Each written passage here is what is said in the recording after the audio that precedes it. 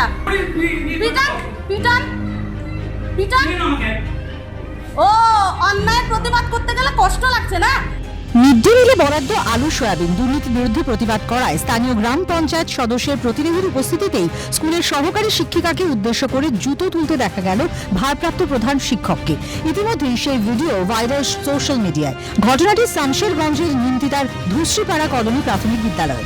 অভিযোগ, ছাত্র সংখ্যা বেশি দেখিয়ে মিড ডে মিলের টাকা আত্মসাৎ করেছেন ভারপ্রাপ্ত প্রধান শিক্ষক। সঠিক মেনু মেনে এখানে রান্না করা হয় না। যদি 100 ছাত্র আসে তাহলে 200-250 ছাত্র পাঠানো হয়। এইরকমভাবে মিড ডে মিলের দুর্নীতি চলছে। স্কুলের প্রধান শিক্ষক বিষ্ণুপদ হালদারের অনুপস্থিতিতে ভারপ্রাপ্ত প্রধান শিক্ষকের দায়িত্ব পালন করছেন অনঙ্গমোহন সিং। অভিযোগ উড়িয়ে দিয়ে সহকারী শিক্ষকের সাফাই, নিয়ম মেনে স্কুলে আসেন না শিক্ষিকা। প্রতিবাদ করায় মিড ডে মিলের গড়মিলের অভিযোগ।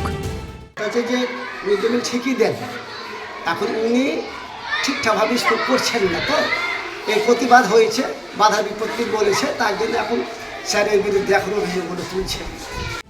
কারণ যাই হোক, একজন শিক্ষক একজন শিক্ষিকার দিকে জুতো তুলতে পারেন, নিন্দার ঝড়। যে ব্যবহারটা করেছে, এখানে যে ম্যাডাম ছিল 17 বছরের সিনিয়র, ওর সঙ্গে যে ঘটনা করেছে এটা খুবই নিন্দনীয় ঘটনা। ভারপ্রাপ্ত প্রধান শিক্ষক যে জুতো তুলেছেন সেটা আমরা শিক্ষক সমাজ কোনো মতেই মেনে নিতে পারছি না। এটা আমাদের কাছেও লজ্জা, শিক্ষক স্কুলের কাছেও লজ্জা। আমি বলবো এটা হচ্ছে খুব একবারে ঘৃণ্যতম অপরাধ হয়েছে বলে আমি মনে করি। শিক্ষককে বলা হয় সমাজ গড়ার কারিগর, তাদের এখনো আচরণ মানায়। স্কুলের পড়ুয়ারাই বা কি শিখবে, ভুলে গেলেন শিক্ষক মশাই। শিবা সরকারের রিপোর্ট, ক্যালকাটা নিউজ।